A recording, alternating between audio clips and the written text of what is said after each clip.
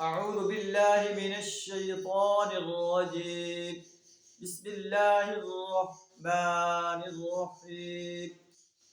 وإذا قيل إن وعد الله حق والساعة لا ريب فيها قلتم ما ندري ما الساعة إن نظن إلا ظنا وما نحن بمستيقنين.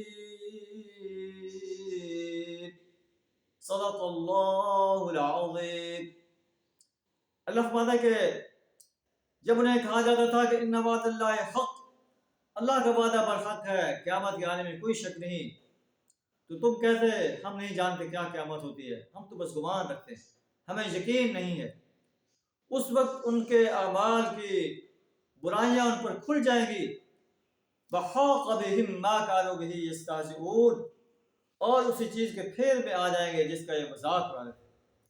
اس نے انہیں کہا جائے گا ننساکم کما نسیتم لقاء یومکم ھذا، آج ہم بھی اسی طرح تمہیں بھلائے دیتے ہیں جس طرح تم اس دن کی ملاقات کو بھول گئے.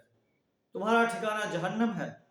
وما لکم من ناصرین، اور تمہارا کوئی مددگار نہیں، اس لیے کہ تم نے اللہ کی آیات کا مذاق اڑایا، دنیا کی زندگی کے دھوکے میں مبتلا ہو گئے.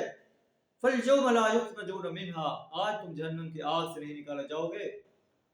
ایسے انسانوں کو جہنم کی آگ سے نہیں نکالا جائے گا اور نہ انہیں موقع دیا جائے گا کہ وہ اللہ سے معافی طلب کریں، اللہ کو راضی کریں. فَلِلَّهِ الْحَمْدُ رَبِّ السَّمَاوَاتِ وَرَبِّ الْأَرْضِ رَبِّ الْعَالَمِينَ.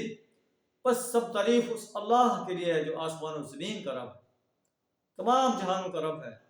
وَلَهُ الْكِبْرِيَاءُ فِي السَّمَاوَاتِ وَالْأَرْضِ، بڑائی آسمان و زمین میں اللہ ہی کے لیے. دنیا میں جو بڑے بڑھتے ہیں اللہ کے حضور ان کی کوئی حیثیت نہیں.